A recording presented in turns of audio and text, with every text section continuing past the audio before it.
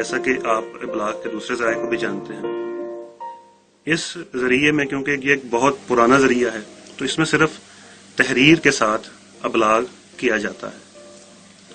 اب ہمارے پاس جو ابلاغ کے دوسرے ذریعے ہیں ان میں تقریر کے ذریعے ابلاغ شامل ہے، اور پھر جوں ہمارے پاس ذرائع ابلاغ میں ترقی آتی ہے تو ہمارے پاس اس میں پھر ویڈیو آ جاتی ہے۔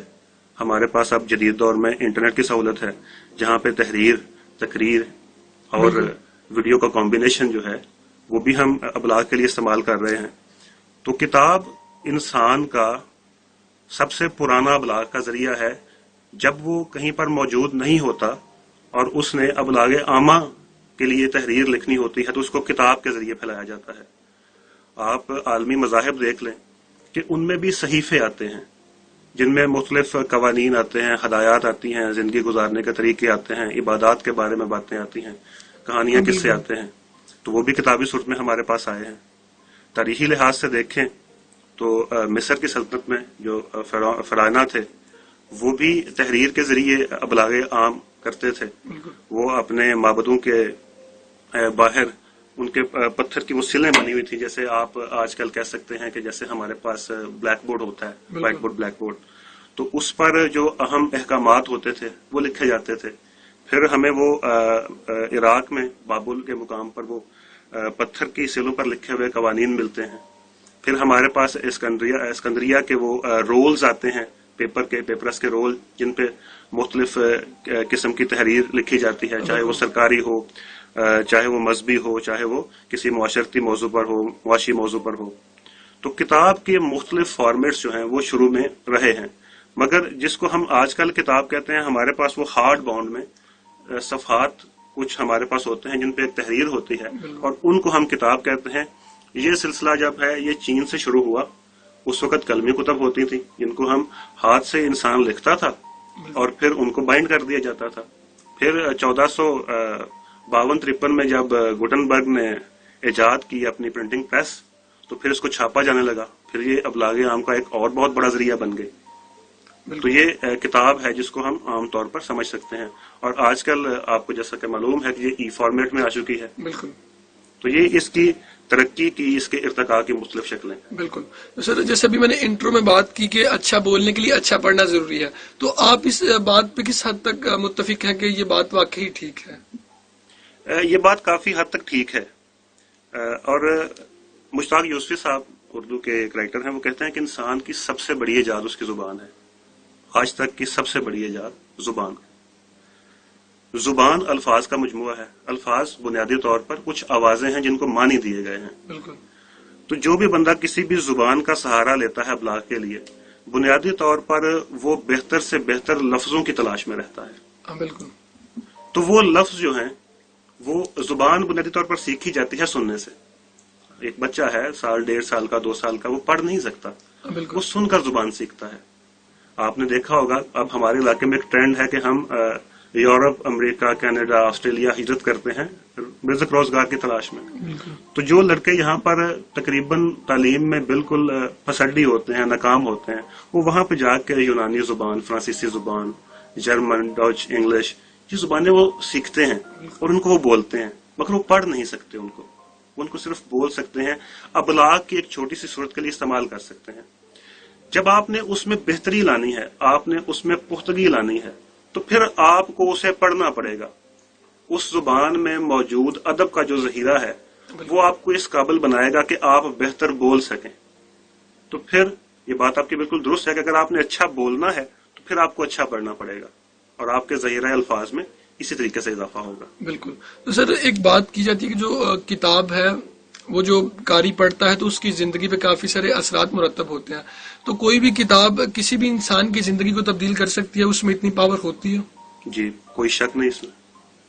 دیکھیں نا، میں نے پہلے بھی آپ سے عرض کیا کہ آپ کا مذہب کیا ہے، ریلیجن، کوئی بھی دنیا کا جو ریلیجن ہے، مذہب ہے، اس کی بنیاد کیا ہے؟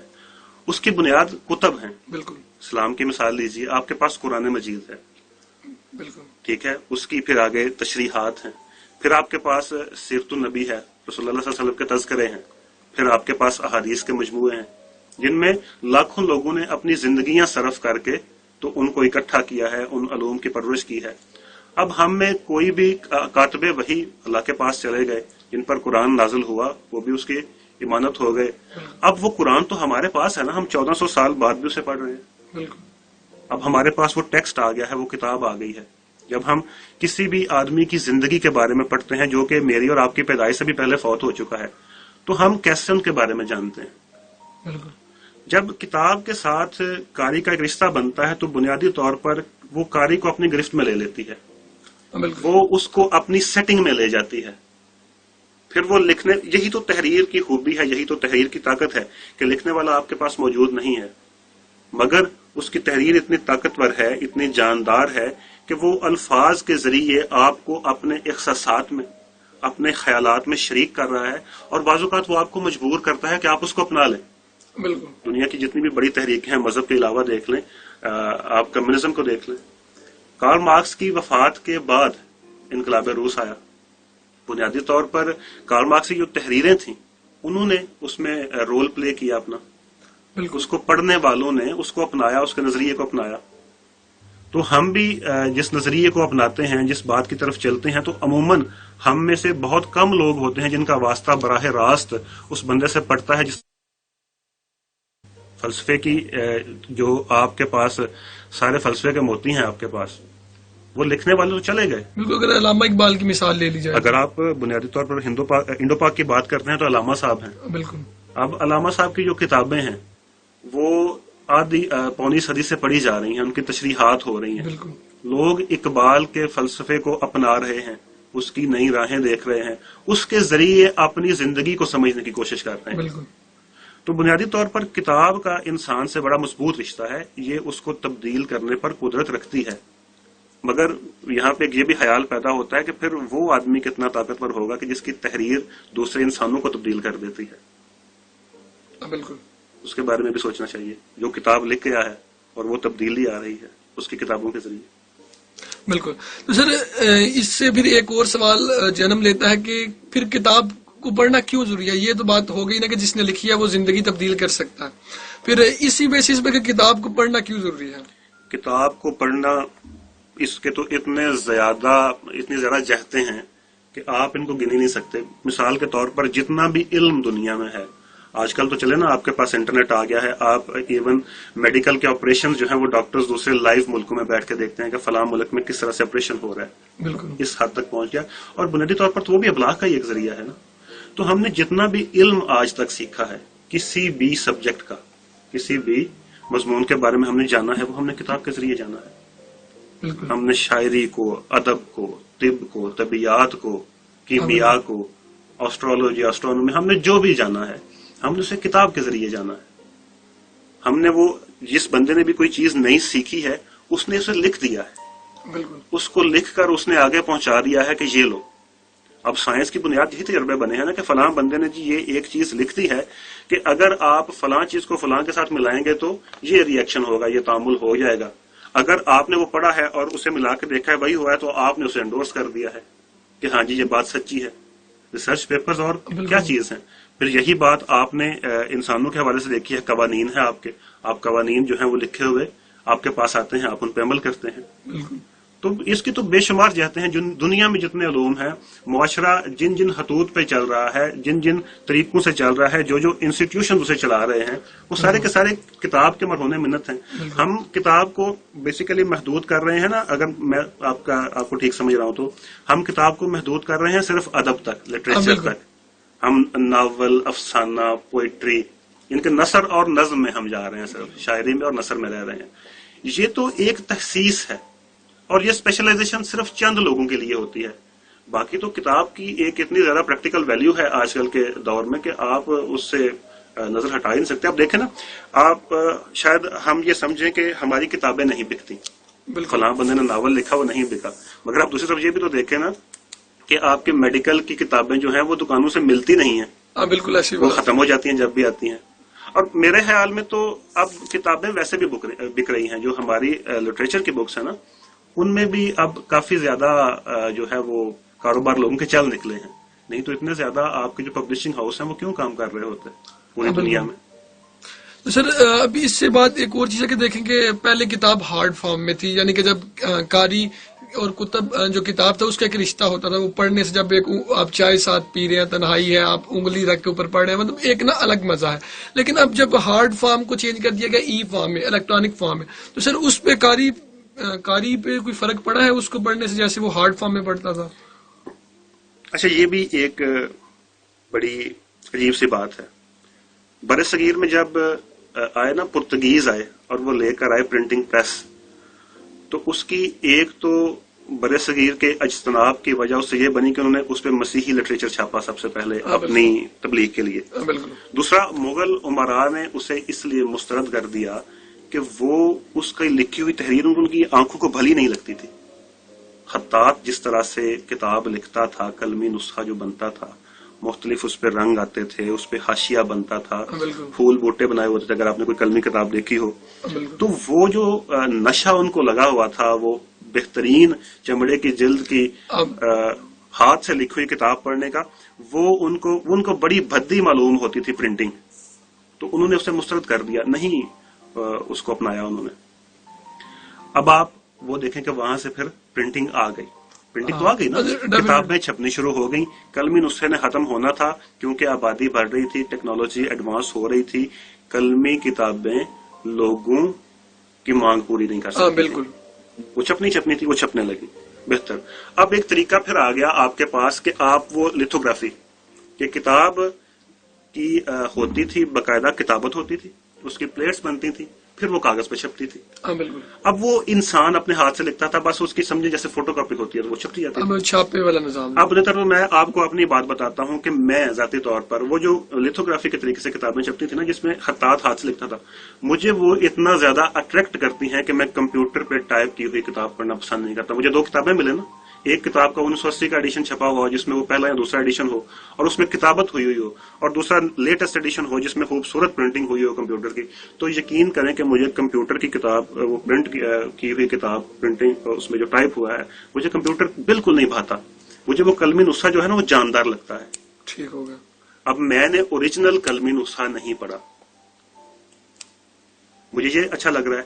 اب جو بندہ کمپیوٹر کی ٹائپ کی ہوئی، خط نستعلیق میں ٹائپ کی ہوئی کتاب اور کنڈل پہ ای بک جو ہے، اس کے درمیان پھنس گیا ہے، اسے شاید کمپیوٹر کی ہارڈ کاپی اچھی لگے. مگر جس بچے نے زندگی میں کتاب کی ریڈنگ شروع ہی کنڈل سے کرتی ہے، اس کے لیے کتاب بھی نہیں اصل چیز ہے. اس کے لیے وہ میٹیریل، وہ تحریر، اس تک پہنچنا اصل چیز ہے. میڈیم تبدیل ہو رہا ہے.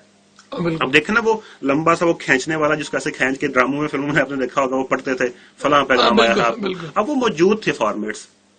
اب بھی وہ کتابیں جو ہیں وہ میوزیمز میں محفوظ ہیں، وہ لکھی ہوئی رولز پر لکھی ہوئی کتابیں محفوظ ہیں. اب وہ ختم ہو گیا نا فارمیٹ. اب اس کو ختم ہونے میں تقریباً 2500-3000 ہزار سال لگے. مگر 1950 کے بعد انسان نے اتنی تیزی سے ٹیکنالوجی ڈیولپ کی ہے کہ ہم نے 70 سالوں میں اتنی زیادہ ڈیولپمنٹ دیکھی ہے جو ہماری پچھلے 10,000 سال میں نہیں ہوئی. بالکل. اس میں ایک یہ ڈیولپمنٹ ہے کہ کتاب کو آپ ای فارم میں لے آئے ہیں. بالکل. تو اصل میرے خیال میں جو اس کا مقصد ہے نا وہ ابلاغ ہے. تحریر پہنچنی چاہیے انسان تک، چاہے وہ ای فارم میں پہنچے چاہے وہ ہارڈ فارم میں پہنچے. اب 2 کمرے چاہیے آپ کو اپنی پسند کی کتابیں بھرنے کے لیے، اور آپ کو بے شمار پیسے چاہیے. اگر جب ای فارمیٹ آتا ہے تو جیسا کہ دنیا میں ایک انقلاب آ رہا ہے کہ انٹرنیٹ فری کر دیں اور ڈیجیٹلائز کر دیں دنیا کو، کنڈل سستے ہو رہے ہیں، آپ کیا جو آئی پیڈ ہیں، جو ٹیبلٹس ہیں، یہ سستی ہو رہی ہیں، اور کتابیں آپ کو اکثر فری مل جاتی ہیں. بالکل.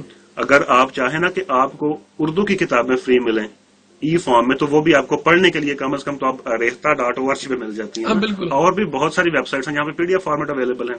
تو جو وقت گزرے گا، اردو کے جو چاہنے والے ہیں وہ ان کتابوں کو ڈیجیٹلائز کریں گے اور وہ ہو سکتا ہے کہ آپ کو فری ملے. تو اگر آپ کے پاس ایک ٹیبلٹ میں آپ کی پسند کی 10,000 کتب پڑی ہوئی ہیں تو کیا آپ لائبریری بنا سکتے ہیں ان کی؟ بالکل بہت مشکل ہوگا. مشکل بات. تو میرے خیال میں تو یہ قارئین میں اضافہ کرے گی. پڑھنے والے اس میں سہولت جو ہے وہ ان کو ملے گی جب یہ ای فارمیٹ میں زیادہ آ جائیں گی. ہاں، جہاں تک بات ہے وہ ایک رشتے کی، وہ ایک تعلق کی، تو وہ شوق ہے. وہ جیسے مثلا کسی بندے کو اچھی گھڑی پہننے کا شوق ہے، کسی کو اچھا جوتا پہننے کا شوق ہے، تو وہ شوق کا کوئی مول نہیں ہوتا. بالکل. اس نے ہارڈ فارم کو پریفر کرنا ہی کرنا ہے. میں ذاتی طور پر کرتا ہوں. بالکل. مگر ای فارم میں سہولتیں زیادہ ہیں اور اس سے میرے خیال میں ریڈرشپ زیادہ ہو. بالکل سر. یہاں پہ ایک اور چیز ہے کہ جو اب الیکٹرانک میڈیا اور پرنٹ میڈیا ہے، ڈیفینیٹلی الیکٹرانک میڈیا کے آنے سے یہ بھی وہی بات ہوگی کہ جدت ہے. الیکٹرانک میڈیا کے آنے سے پرنٹ میڈیا پہ بہت زیادہ اثر پڑا ہے، لیکن آپ والی بات ہے کہ وہ ابھی تک سروائیو کر رہا ہے. تو سر یہ کتنے اور دیر تک سروائیو کر سکتے ہیں، یعنی کہ 21ویں صدی کے آخر تک یہ سروائیو کرے گا یا اس سے آگے بھی؟ آج کل آپ کو پتا ہے پیپر بچانے کے لیے مختلف ای میلز آتی رہتی ہیں سرکاری اداروں. بالکل. کہتے ہیں کہ یہ ہے اس کو پرنٹ نہ کریں. ای میل کے اوپر لکھا ہوتا ہے کہ اس آرڈر کو پرنٹ نہ کریں. کیوں؟ کاغذ بچائیں. میرا خیال ہے کہ جتنی تیزی سے ہم ڈیجیٹلائز ہو رہے ہیں نا، ضرورت ختم ہو جائے گی چیزوں کی. درخت کی چھال سے اور درخت کے گودے سے ہمارا کاغذ بنتا ہے. درختوں کی ہمیں ویسے بہت زیادہ ضرورت ہے.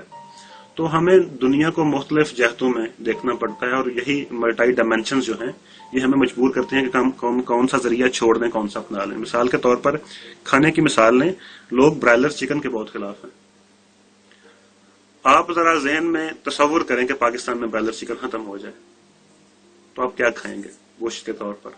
آپ کے پاس کیا اتنے بکرے، اتنے یہ جو ہیں دیسی مرغے اور اتنی مچھلی موجود ہے کہ آپ کی ساری دعوتوں وغیرہ کی اور انسان کی عام روزمرہ کی ضروریات بھی پورا کرے؟ بالکل. فارمنگ نے اس چیز کو بچایا ہوا ہے نا. بالکل. تو ہم شفٹ کرتے رہتے ہیں. اب انسان اتنے زیادہ بڑھ گئے ہیں کہ کتابوں کی جو سالانہ کھپت ہے اس میں کاغذ بہت زیادہ استعمال ہوتا ہے. اس کے لیے جنگل اگانے پڑتے ہیں. جو بڑے بڑے ہمارے اخبارات ہیں دنیا کے، جیسے ٹوکیو میں ہے کہ ان کی 30 لاکھ تک روزانہ کی اشاعت ہے. نیو یارک ٹائمز ہے، واشنگٹن پوسٹ ہے، ان کی بہت زیادہ سرکولیشن ہے. وہ ان کے جہاز پھرتے رہتے ہیں دنیا کے مختلف علاقوں میں. انہوں نے جنگل اسپیشل بھی کاشت کیے ہوئے ہیں، تو وہ ان کی لکڑی سے اپنا پیپر بناتے ہیں. یہ جو پرنٹنگ کے لیے آپ کے پاس پیپر آتے ہیں، ان کے ریمو پہ لکھا ہوتا ہے کہ ہم یہ گرین پیپرز ہیں، کہ ان کے لیے ہم نیچرل جنگل نہیں کاٹ رہے بلکہ کچھ ہم پودے کاشت کرتے ہیں پھر کو کاٹ کے بنا لیتے ہیں وغیرہ وغیرہ. بالکل. تو اگر آپ کے پاس ای فارمیٹ آ گیا 5-6 ہزار روپے میں، آپ کے پاس ایک آ گیا ٹیب جو رینیویبل انرجی ریسورسز ہیں، ان کے ذریعے ان کی چارجنگ ممکن ہو گئی، جیسا کہ اب کاریں بھی الیکٹرک آنے لگی ہیں کہ پولوشن کام ہائبرڈ. بالکل. تو پھر میرا خیال ہے کہ پھر ہمیں ضرورت نہیں رہے گی. اور پھر وہی بات ہے کہ لوگوں نے تو آج تک 3-4 سال پرانے قلمی نسخے سنبھالے ہوئے ہیں، تو یہ ہارڈ فارم بھی کسی نہ کسی طرح موجود رہے گی، یہ بالکل ختم نہیں ہوگی. تو نیوز پیپر تو شفٹ ہو چکے ہیں ای فارمیٹ میں. بالکل. ابھی بھی اویلیبل بڑے بڑے نیوز پیپر جو ہیں ان کی لے لیں، سبسکرپشن لیں اور اپنے انٹرنیٹ پہ پڑھیں. آپ کو مزے کی بات بتاؤں، نصرت جاوید کالم لکھتے ہیں نوائے وقت میں. بالکل. ان کا ہارڈ فارم میں کالم چھپتا ہے نا. وہ کہتے ہیں کہ میں بھی انٹرنیٹ پہ ہی اخبارات پڑھتا ہوں. محمد اظہار الحق ہیں 90 نیوز میں کالم لکھتے ہیں. تو جب اخبارات نے یہ قدغن لگائی نا کہ دن کو 10 بجے یا 11 بجے کے بعد ہم اپلوڈ ہوا کریں گے، کیونکہ لوگ پہلے ہمیں خریدنے پہ مجبور ہوں جن کو نشہ ہے صبح پڑھنے کا، ہماری خریداری تو رہے نا اپنی جگہ پہ. تو انہوں نے 3-4 کالموں میں اس بات کی مذمت کی. انہوں نے کہا کہ آپ بک کر اپنے پیسے پورے نہیں کر سکتے، آپ کو ایڈورٹائزنگ کرنی ہے، آپ کو ایک مطلوبہ مقدار میں آئی بالز ہٹ کرنے ہیں، بس لوگ آپ کو دیکھ لیں. وہ انٹرنیٹ پہ دیکھ لیں، اب یوٹیوب پہ دیکھ لیں، لوگ آ گئے ہیں، صحافی آپ کے یوٹیوب پہ آ گئے ہیں. بالکل. اصل بات تو ابلاغ ہے نا، اپنی بات کا ابلاغ ہے. اب ای بک سے آگے ایک فارمیٹ آ گیا ہے آڈیو بک. بالکل. Talk books. ٹھیک ہے جی، آپ اپنی کتاب کو اپنی زبان میں خود پڑھ دیتے ہیں. یوسفی صاحب کے کتنے موجود ہیں، ہم نے خود اپنے کتابوں کو پڑھا ہوا ہے. اردو کی بات کر رہے ہیں، لوگوں کو سمجھ آسانی آتی ہے. اور فیض احمد فیض موجود ہیں یوٹیوب پہ، اور ہمارے بہت سے شاعر اور نثر نگار موجود ہیں. تو جب بندہ ان کو سنتا ہے تو پھر ان کی تحریر پڑھتے وقت بھی ذہن میں وہی سٹائل رہتا ہے، شعر کا بھی اور نثر کا بھی، جیسے وہ خود پڑھ رہے ہوں. بالکل. تو جب آپ کے پاس آڈیو یا ویڈیو بکس آ جائیں گی، بلاگز جن کو آپ کہتے ہیں، آڈیو بکس تو پراپر بکس ہیں نا. بالکل. تو پھر ان کا ہو سکتا ہے کہ اپنا نشہ ڈیولپ ہو جائے، کہ اپنا ٹیسٹ لوگوں میں ڈیولپ ہو جائے. بالکل. وقت کے ساتھ. تو سر اب ایک اور بڑی ساری چیز ہے کہ جب ہم کتاب پڑھتے ہیں، جیسے اگر ہم جرنلزم کے اسٹوڈنٹ ہیں، ہم جرنلزم کے کورس پڑھیں گے اور اس کا ظاہر بات ہے ہمارے رویے پہ ایک اثر پڑے گا. تو کتابیں کس حد تک طاقت رکھتی ہیں کہ وہ انسان کے رویے پہ انفلوئنس کر سکیں؟ جہاں تک بات ہے نا سبجیکٹ کی کتابیں پڑھنے کی، مثلا آپ اور میں جرنلزم کے طالب علم، کوئی اور بندہ جو ہے وہ انوائرمنٹل سائنسز کا طالب علم، کوئی بندہ کیمسٹری میں BS کر رہا ہے، تو اپنا سبجیکٹ تو اسے پڑھنا ہی پڑھنا ہے. بالکل. اس کے بغیر تو وہ سروائیو ہی نہیں کر سکتا. اس کے تھیوریز کا نہیں پتا، لیٹسٹ ٹرینڈز کا نہیں پتا، لیٹسٹ ریسرچ کا نہیں پتا، تو وہ ہمیشہ اپنے ٹاپک سلیکشن میں غلطی کر دے گا، اپنی اسائنمنٹس میں پرانی باتیں لکھے گا اگر اس کو نئی باتوں کا نہیں پتا. بالکل. تو وہ تو ہماری مجبوری ہے ڈیولپمنٹ کے لیے پڑھنا، اپنی ڈیولپمنٹ کے لیے وہ تو ہم نے پڑھنا ہی پڑھنا ہے بکس کو. ہمارے پاس ایک اچھا ذخیرہ ہوگا جن کو ہم بار بار جن سے رجوع کرتے رہیں گے تو ہمارا جو علم ہے وہ تازہ ہوتا رہے گا. اور جہاں تک بات ہے ادب کی کتابیں پڑھنے کی، تاریخ کی، سیاست کی، فلسفے کی، مذہب کی، جو کہ ہمارے سبجیکٹ سے ہٹ کے ہیں مگر معاشرے کے لیے بہت ضروری ہیں اور انہی پر معاشرہ چلتا ہے، بالکل. تو میرے خیال میں تو انسان کو اس کی بھی عادت ہونی چاہیے.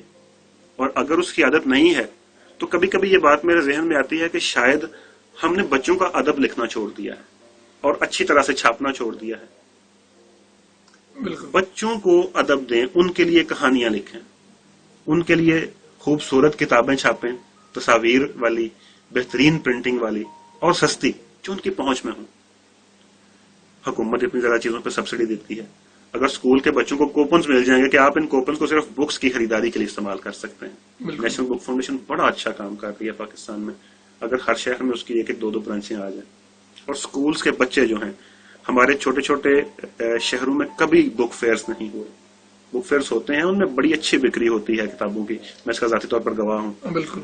اگر وہ بک فیئرز جو ہیں وہ چھوٹے شہروں میں بھی آ جائیں تو پھر ان میں بچوں کو اٹریکٹ کیا جائے. کتاب بینی کا شوق آپ پیدا کر سکتے ہیں 3، 4، 5، 6، 7 کی عمر تک. بالکل. اگر وہ ہو گیا ہے تو وہ پوری زندگی ان کے ساتھ رہے گا، چلے گا. پھر وہ فارمیٹ کا فرق نہیں پڑے گا، ای بک ہے، آڈیو بک ہے، ہارڈ کاپی ہے، وغیرہ وغیرہ. پھر ان میں وہ ٹیسٹ ڈیولپ ہو جائے گا جس کے بارے میں یوسف صاحب کہتے ہیں نا کہ سب سے بڑا نشہ جو ہے وہ لفظ کا نشہ ہے. بالکل. تو وہ ٹیسٹ ڈیولپ ہوگا ان میں، تو اس ٹیسٹ کو پھر وہ لے کر چلیں گے آگے اور انشاءاللہ وہ پھر ریڈنگ کی طرف آئیں گے. وہ لٹریچر بھی پڑھیں گے، وہ فلسفی بھی پڑھیں گے، وہ ڈیفینیٹلی ریلیجن کو اسٹڈی کریں گے، سیاسیات کو پڑھیں گے، وغیرہ وغیرہ. سر میں نے ایک تحریر پڑھی، وہ میں آپ سے شیئر کرتا ہوں، تو اس پہ میں آپ کا اوپینین جاننا چاہوں گا. وہ ایک ایسی تحریر تھی کہ استاد کلاس میں آتے ہیں تو وہ بچے کو کہتے ہیں جی، بچوں سے پوچھتے ہیں آپ کیا بننا چاہتے ہیں. تو ایک بچے نے کہا جی باقی سب نے بتایا کہ میں یہ بننا چاہتا ہوں، یہ بننا چاہتا ہوں. ایک بچے نے کہا جی میں صحابی بننا چاہتا ہوں. مطلب بچہ تھا، ان کو بڑی کیوریاسٹی ہوئی کہ کیسا اس نے جواب دیا ہے. تو اس نے پوچھا بیٹا آپ کیسے بنیں گے؟ تو اس بچے نے بتایا کہ جب میں روز سونے لگتا ہوں نا تو میری والدہ مجھے کسی ایک صحابی کی نا کہانی سناتے ہیں تو میرا بڑا دل کرتا ہے کہ میں بھی صحابی بنوں. تو میں اس پہ آپ سے اس حوالے سے اوپینین جانوں کہ دیکھیں وہ ایک ادب کی کتاب ہے، دوسرے ہماری اسلامی کتاب ہے، اور اس کا بچے کے ساتھ کتنا انٹریکشن ہے. ہاں جی، یہی بات ہے نا. میں نے پہلے بھی ایک سوال کے جواب میں عرض کیا ہے کہ مذہب کا ابلاغ تو ہو ہی کتاب کے ذریعے ہے، کہانی کے ذریعے ہے. اب قرآن مجید میں سب سے بہترین قصے بیان کیے گئے ہیں. بالکل بیان کیے گئے، انجیل میں بیان کیے گئے ہیں قصے. قصوں کے ذریعے جو ابلاغ ہوتا ہے، جو اس کی تاثیر ہوتی ہے، وہ سب سے زیادہ ہے. سب سے زیادہ پورا اثر قصہ ہے جس میں آپ کو ایک کہانی سنائی جاتی ہے کہ یہ لو یہ کہانی سنو اور پھر آپ اس پہ غور کرو. اقبال کی جو نظم ہے ہجر راہ، اس میں جو حضرت ہجر کا کردار ہے وہ انہوں نے کہاں سے لیا ہے؟ انہوں نے قرآن مجید کے قصے سے لیا. بالکل ایسی بات. اور پھر اس پہ انہوں نے ایک عمارت کھڑی کر دی ہے شعر کی، بڑی خوبصورت. پھر اس میں انہوں نے اپنے پیغامات بھی دے دیے ہیں، تاریخ کو بھی بیان کر دیا ہے، اور جو ان کا وہ دشت حجاز کے ساتھ ایک رومانس ہے اس پہ بھی وہ بات کر لی ہے انہوں نے. تو بنیادی طور پر قصوں پہ بات ہو رہی ہے نا. قصے طاقتور ہیں. ہم نے جب بھی کوئی مثال دینی ہوتی ہے تو ہم کسی نہ کسی قصے کا کردار لے کر آتے ہیں سامنے. بالکل. اب لوگ آج تک یہ بحث کر رہے ہیں کہ ہیر یا رانجھا تھے یا نہیں تھے، مگر محبت کے لیے ہیر کا استعارہ استعمال ہوتا ہے. لوگوں کو کہا جاتا ہے کہ تم تو رانجھا ہی ہو گیا. بالکل ٹھیک ہے. پھر عشق حقیقی کی شاعری میں رانجھا استعمال ہو رہا ہے. تو یہ اس پہ تحقیق جاری ہے کہ مائی ہیر کے مقبرے میں کون دفن ہے، وہ کون تھی، رانجھا کون تھا. مگر وارث شاہ نے اور ان سے پہلے شاعروں نے استعمال اس طرح سے کر دیا ہے، وہ استعارہ بن گئے ہیں، جیتی جاگتی تشبیہ ہیں. وہ ان کا نام ایک لفظ بن گیا ہے جس کا ایک باقاعدہ مطلب ہے. بالکل. تو یہ طاقت بھی ہے. بالکل. سر ہمارا جو وقت ہے پروگرام کا اپنے اختتام کی جانب ہے، تو ایک آپ کی طرف سے ہمارے جو ناظرین ہیں ان کو پروگرام کہ ان کو کتابیں کتنی پڑھنی چاہیے اور کون سی اچھی کتابیں پڑھنی چاہیے، مطلب اچھی بکس آپ سجیسٹ کر دیں انہیں. اچھی بکس تو جی ہر کسی کی اپنی پسند کی ہو سکتی ہیں. بالکل. اگر میں کسی کو کہوں کہ وہ غالب کو پڑھے تو ہو سکتا ہے کہ وہ غالب کو پڑھنے کے بعد پوری زندگی شاعری سے متنفر ہو جائے، اس کو غالب سمجھ میں نہیں آئے گا. مشکل ہے، تھوڑا مشکل ہے. ہو سکتا ہے کہ میں کسی نے پہلے شاعری پڑھی ہو اور اسے کوئی آج کل کا یوٹیوب کا شاعر ریکمینڈ کر دوں تو وہ کہے کہ یہ تیرا دماغ خراب ہے، انہیں مجھے شاعری سے متنفر کرنا ہے. پھر بالکل. تو یہ پسند اپنی اپنی ہے. میرا تو خیال ہے کہ کوئی بھی شاعر یا کوئی بھی ادیب بڑا یا چھوٹا نہیں ہوتا. بالکل وہ ایسی بات۔ پسندیدہ یا ناپسندیدہ ہوتے ہیں۔ بالکل۔ اب مثال کے طور پر مستنصر حسین طارڑ صاحب وہ بالکل۔ کہتے ہیں کہ میرے پیار کا پہلا شعر کے 70 ایڈیشن ابھی تک بک چکے ہیں۔ اب جو لوگ وہ کتاب صرف پڑھ کے طارڑ صاحب کو جاننے کی کوشش کرتے ہیں، ان کو کبھی پوری زندگی پتا نہیں چل سکتا کہ بندہ کتنا بڑا ناول نگار ہے یا سفر نامہ نگار ہے۔ بالکل۔ انہوں نے ان کی ایک بنیادی سی رومانٹک کہانی پڑھی ہے صرف۔ تو آپ کچھ بھی پڑھنا شروع کر دیں، کچھ بھی طارڑ صاحب کا کہنا ہے کہ کچھ بھی پڑھنا شروع کر دیں، آپ آہستہ آہستہ خود اپنے آپ کو ڈیولپ کر لیں گے اور آپ اس ادب عالیہ تک پہنچ جائیں گے پڑھتے پڑھتے جہاں تک آپ کو پہنچنے کی ضرورت ہوگی۔ بالکل۔ تو بنیادی طور پر شرط یہ ہے کہ آپ ریڈنگ شروع کریں۔ ہمارے معاشرے میں نا ایک عجیب سا چلن ہے کہ ہم سب سے زیادہ ٹائم جو ہے وہ وقت ضائع کرنے کو دیتے ہیں۔ بالکل۔